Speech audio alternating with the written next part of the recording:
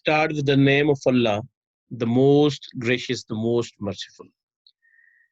Dear students of class second year, Assalamu alaikum wa rahmatullahi wa barakatuh. Dear students, welcome you in Pakistan International School TAIF's virtual learning system. Dear students, hope you are doing well and definitely you are committed, determined for learning. So you are doing great and we wish you best of luck. Dear students, today we have English lecture number 18 for grade second year. And as you know that we have already started the unit 4 and the topic of the unit 4 is determination. In the last lecture, we completed the reading selection 4.1 and it was the topic determination. Today we have reading selection 4.2 and the topic is the man who planted trees. The man who planted trees and here's your teacher, Sarfraz Nadeem. So dear students, we will start the lesson. So please open your book on page number 145, 145. So here we'll be reading and then and there will be question answers the last and hope so after the reading you will be able to write the answers of the questions. The pre-reading we have, dear students, the man who planted trees. Uh, this story is about a man who planted trees on a mountainside and converted hundreds of acres of wasteland into a rich forest single-handed. The land did not belong to him. Why did he do it? This is a question. Why did he do it? And how do you think he managed it all alone? Means he was single person and there was a hundreds of acres of wasteland into a rich forest he changed and converted. What was the reason of this and how do you think that he managed it all alone? This is all in our lesson. So let's start.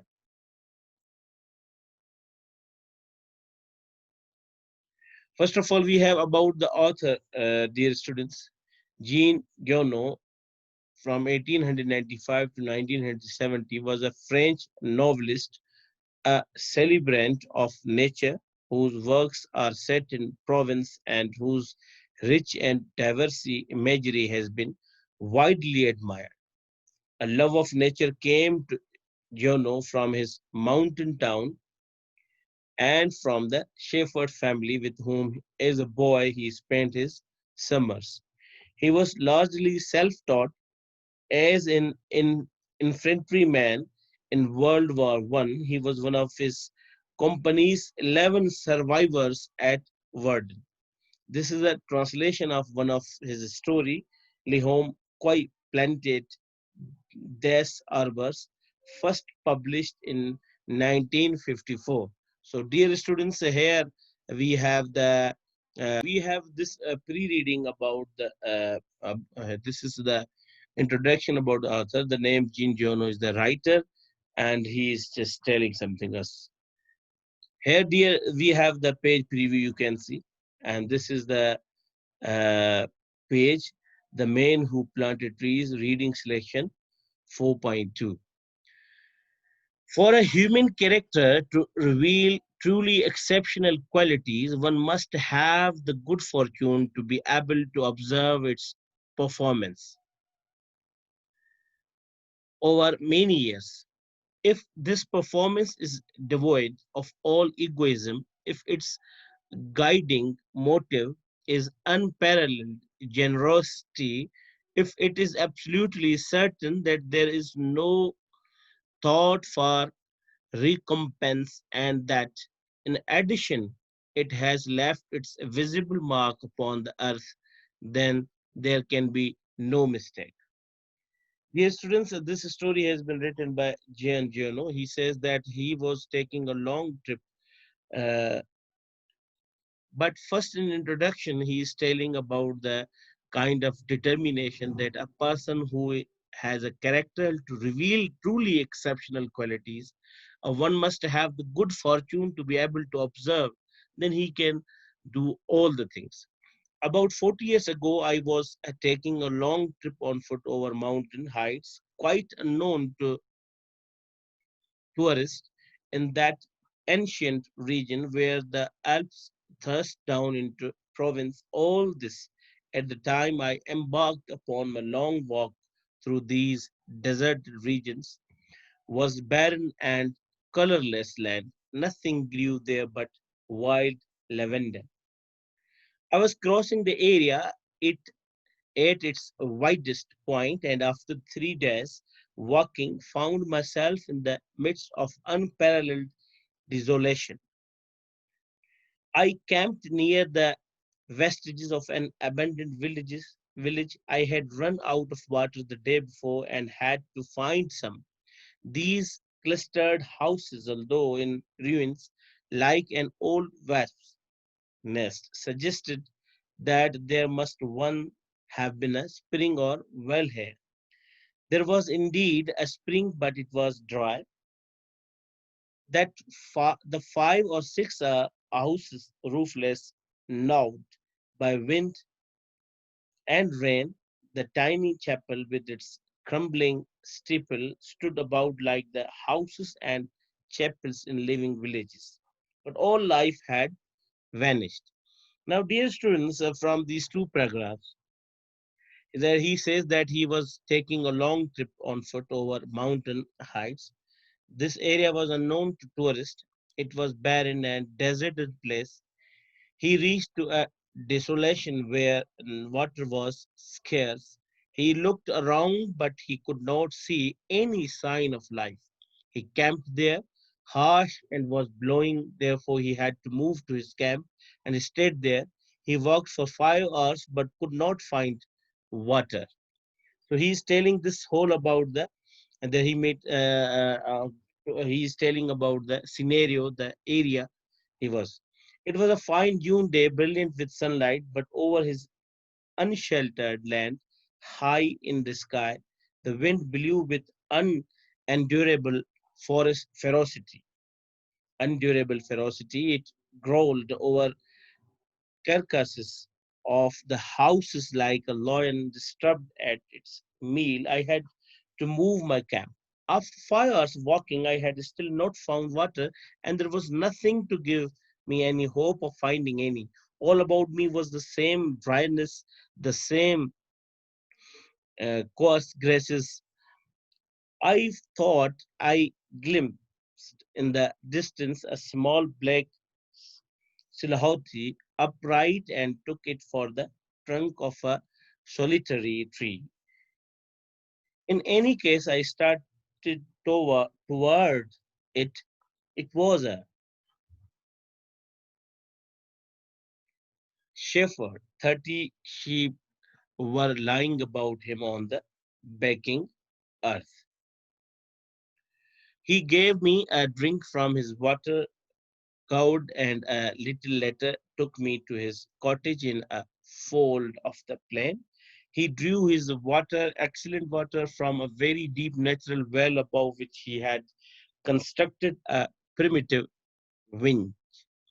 The man spoke little. This is the way of those who live alone, but one felt that he was sure of himself and confident in his assurance. That was unexpected in this barren country. He lived not in a cabin, but in a real house built of stone that bore plain evidence of how his own efforts had reclaimed the ruin he had found there on his arrival.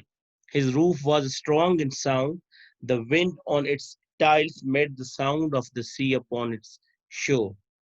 So, dear students, here the writer is telling that when he was finding the water, he met a shepherd who gave him water as the writer had done. The name of the shepherd was Alzed Buffet. The writer found the shepherd well mannered, his cottage was clean, he was well dressed, He had everything well furnished. His dishes were washed, the floor was swept, the rifle was oiled, and he was cleanly shaved. The place was in order, the dishes were washed, the floor swept, his rifle oiled, his soup was boiling over the fire. I noticed then that was cleanly shaved, that all his meticulous care that makes the mending invisible. He shared his soup with me, and afterwards, when I offered my tobacco pouch, he told me that he did not smoke. His dog, as silent as himself, was friendly without being servile. Means, dear students, from this paragraph, we took that he was a well mannered person. It was understood from the first that I should spend the night there. The nearest village was still more than a day and a half away, and besides, I was perfectly familiar with the nature of the rare villages in that region. There were five of them scattered well apart from each other on these mountain slopes among white oak thickets.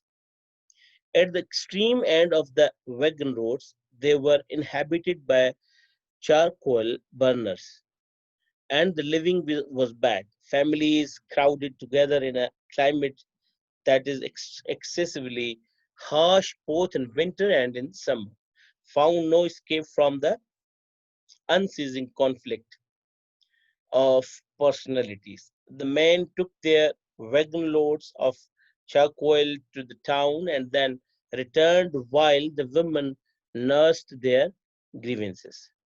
The shepherd went to fetch a small sack and poured out a heap of acorns, acorns on the table. He began to inspect them one by one with great concentration, separating the good from the bad. I smoked my pipe. I did offer to help him. He told me that it was his job, and in fact, seeing the care he devoted to the task, I did not insist. That was the whole of our conversation. When he had set aside a large enough pile of good cones, he counted them out by tens, meanwhile eliminating the small ones or those which were slightly cracked. For now, he examined them from more closely. When he had thus selected 100 perfect acorns, he stopped and we went to bed. There was peace in being with this man. The next day, I asked if I might rest here for a day. He found it quite natural, or to be more exact, he gave me the impression that nothing could startle him.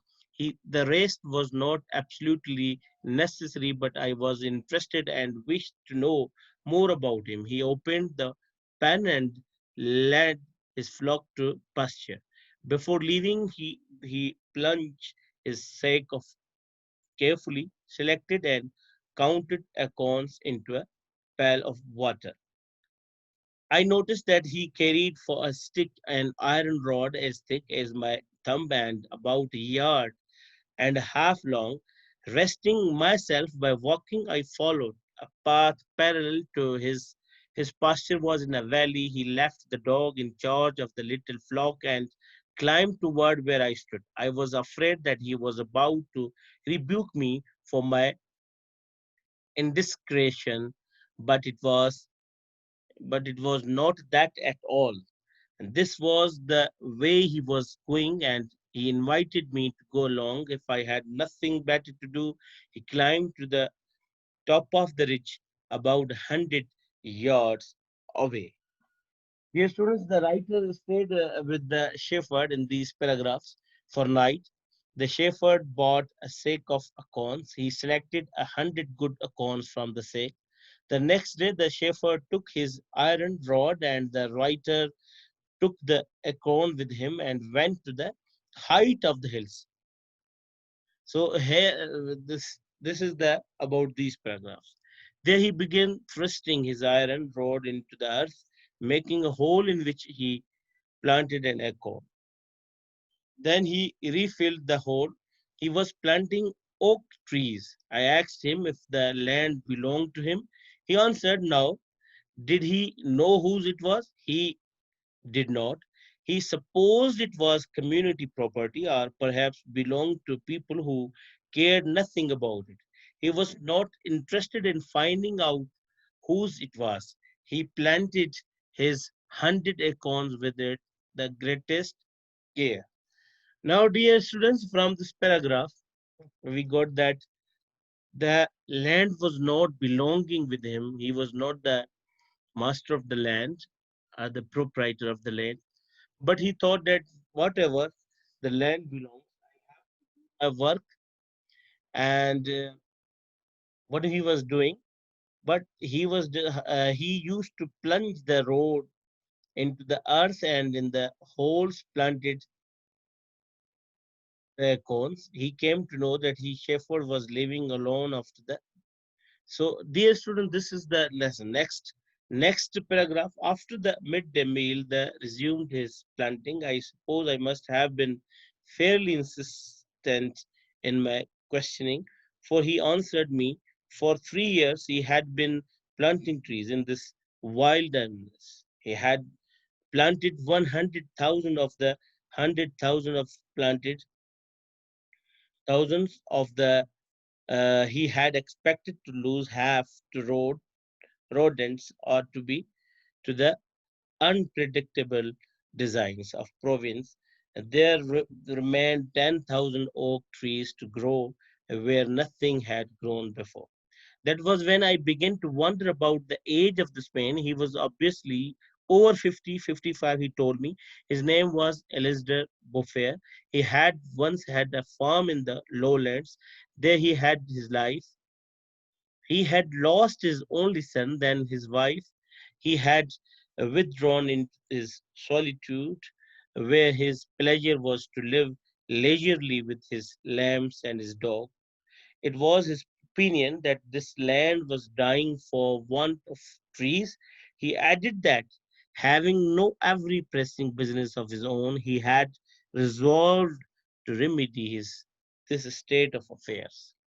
So here, students, in this paragraph, we thought that the old man was living alone. The shepherd, the old man was living alone after the death of his wife and only son.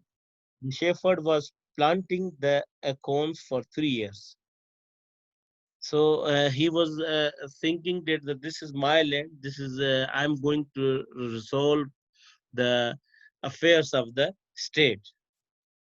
Since I was at that time, in spite of my youth, leading a solitary life, I understood how to deal gently with solitary spirits.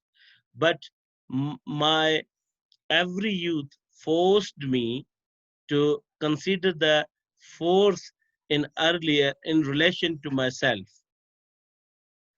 in relation myself and to a certain quest for happiness. I told him that in 30 years his 10,000 oaks would be magnificent. He answered quite simply that if God granted him life, in 30 years he would have planted so many more that these 10,000 would be like a drop of water in the ocean. Dear students, in this paragraph, a writer asks from the old person, shepherd, that do you think that these 10,000 oaks would grow over here? He said, Inshallah, means if the God granted him life, in 30 years, he said he would have planted so many more than these 10,000. And he said that 10,000 would be a drop of water in the ocean, what the oak trees would be here. Besides, he was now studying the reproduction of beech trees and had a nursery of seedlings grown from beech nuts near his cottage. The setting, which was which he had protected from his sheep with a wire fence, were very beautiful. He was also considering bridges for the valley of where he told me there was a certain amount of moisture a few yards below the surface of the soil. The next day we parted. The following year came the War of 1914, which I was involved for the next 5 years. An infantry man hardly had time for reflecting upon trees. To tell the truth, by thing itself had made no impression upon me. I had considered as a hobby a stamp collection and forgotten it. The war was over. I found myself possessed for a tiny demobilization bonus and a huge desire to breathe the fresh air for a while. It was with no other objective that I again took the road to the barren lands. Now, dear students, from this, that the writer is saying that after the next day, I was parted, and I was just busy in World War One in 1940, and I didn't go the next 5 years over there. And next one day, I thought that must go to take air, fresh air. So I thought that I must go to same the barren the land which was abundant, so he decided to go to the barren lands. The countryside had not changed. However, beyond the deserted village, I glimpsed in the distance a sort of grayish mist that covered the mountain slopes like a carpet. Since the day before, I had been begun to think again of the shepherd tree planter. 10,000 oaks, I reflected, really take up quite a bit of space. I had seen too many men die during those 5 years not to imagine easily that Eliezer Buffer was dead, especially since at 21 regards men of 50 years old men with nothing left to do but die. He was not dead. As a matter of fact, he was extremely spry. He had changed jobs. Now he had only 4 sheep, but instead 100 beeves. He had got rid of the sheep because they threatened his young trees, for he told me, and I saw myself, the war had disturbed him not at all.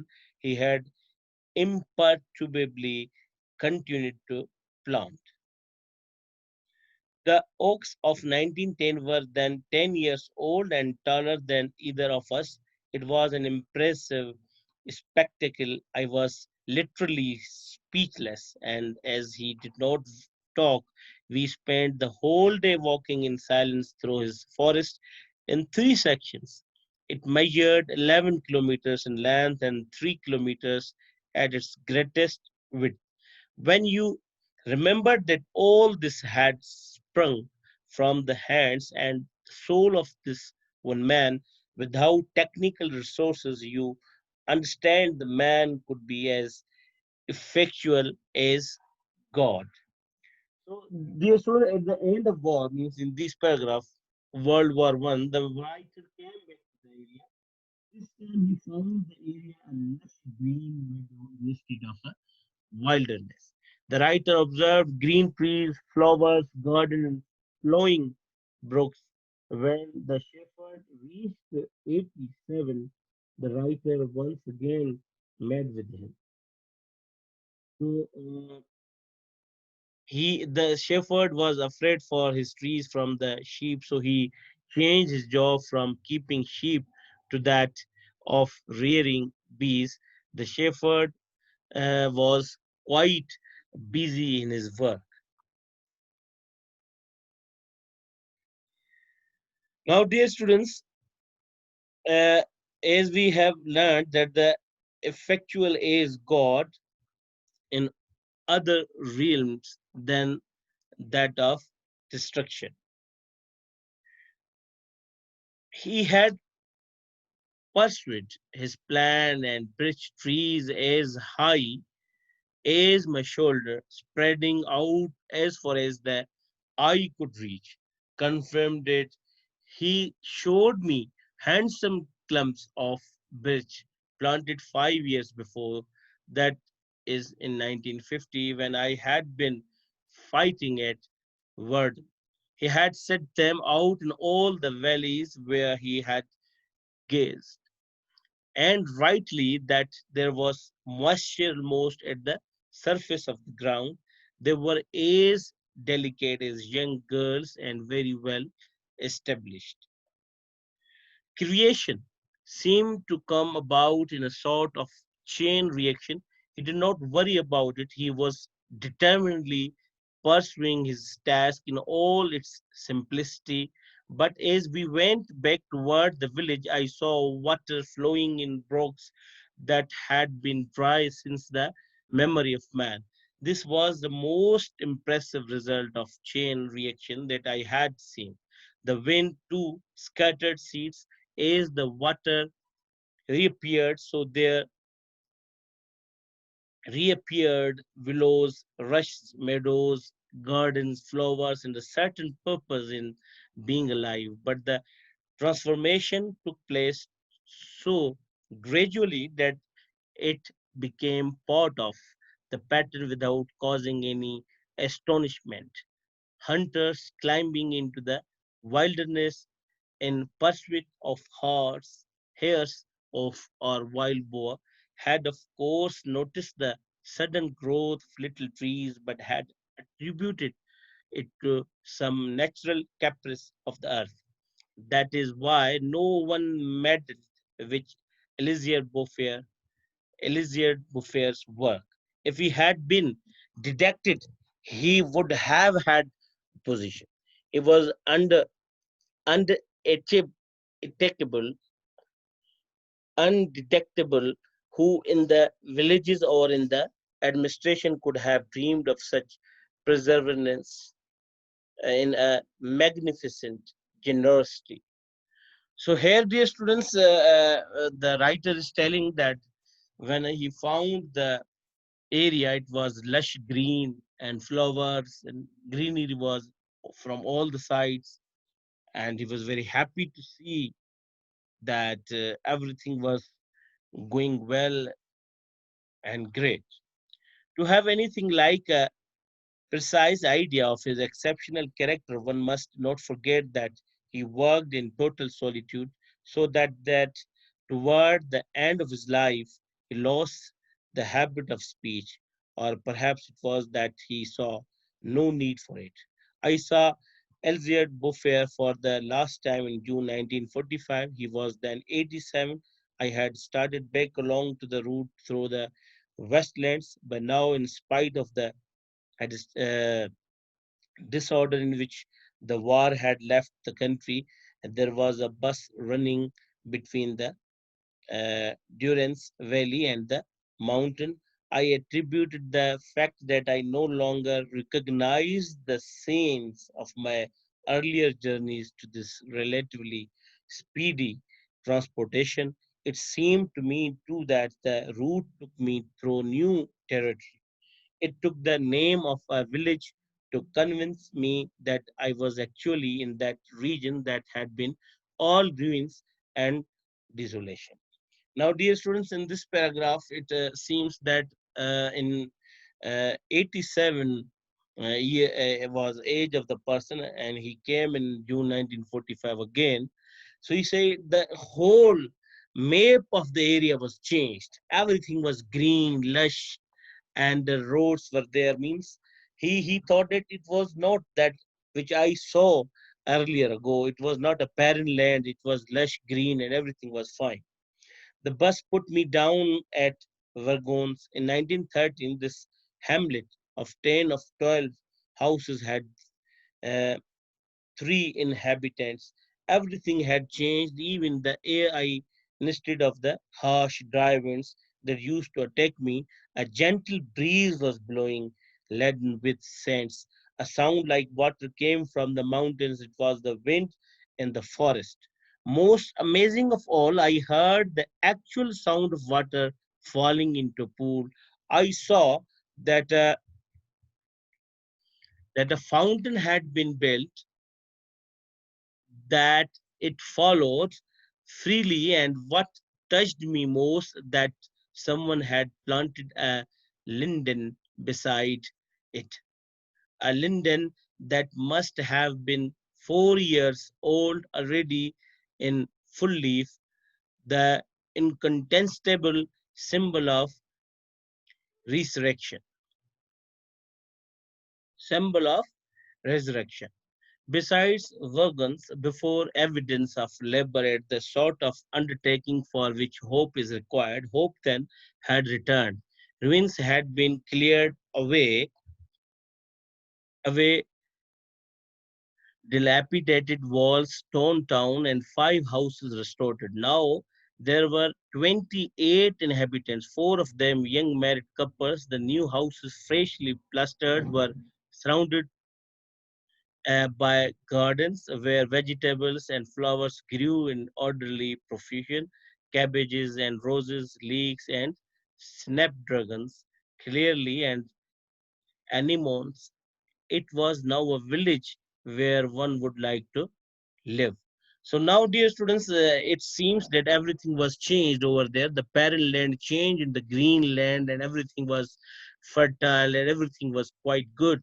So this is the a determination which changed the things. From that point on, went on foot. The war just finished had not yet allowed the full blooming of life. On the lower slopes of the mountain, I saw little fields of barley and of rye. Deep in the narrow valleys, the meadows were turning green. It has taken only the 8 years since then for the whole countryside to glow with health and prosperity. On the site of ruins I'd seen in 1930, now stand neat forms, cleanly plastered, testifying to a happy and comfortable life. The old streams fed by the rains and snows that the forest conserves are flowing again. Their waters have been channeled, one each form in groves of mapless fountain pools overflow onto carpets of fresh mint. Little by little, the villages have been rebuilt. People from the plains where land is costly have settled here, bringing youth, motion, the spirit of adventure along the roads. You meet hearty men and women, boys and girls who understand laughter and have covered a test for picnics. Counting the former population and unrecognizable now that they live in comfort more than the 1,000 people owe their happiness to Elzevir Buffet. When I reflect that one man armed only with his own physical and moral resources was able to cause this land of Canaan to spring from the Westland, I'm convinced that in spite of everything, humanity is admirable. But when I compute that unfailing greatness of spirit and the density of benevolence that it must have taken to achieve this thrust, this result, I am taken with an immense respect for that old and unlearned peasant who was able to complete a work worthy of God. Elsbeth Beaufort died peacefully in 1947 at the hospice in Benno. So, dear students, this was in the last we said that the essay our article tells the wonders of science and technology. It first talks about past days, the present position, and predicts about the future. It tells about the changes brought by the technology and science and the changes which will be brought in future. The man who was fully equipped with his own physical strength, sincerely courage, patience, perseverance, humanity, determination, moral sources changed the barren area into a lush green area. So he's saying that when a single man army can do, why cannot all humanity together do the best of this? So, dear students, this was the lesson, and now we have the question answers. We can say a few difficult words are given on page number 151 and 152, and the questions are given. And this is the recalling study questions. The first question is like, why does Jean Giono say about his long trip on foot over mountain heights? Where did Jean Giono find himself after 3 days walking? Like these are the questions over here, dear students, and try to write the answers from the book. At the last, definitely you will get the notes, inshallah. So this is all the dear students. Reading and the lesson. If you have any query, any problem, any question, you can ask me on Zoom. And this is all about today's lecture, dear students. See you inshallah next week. Till that, Allah Hafiz.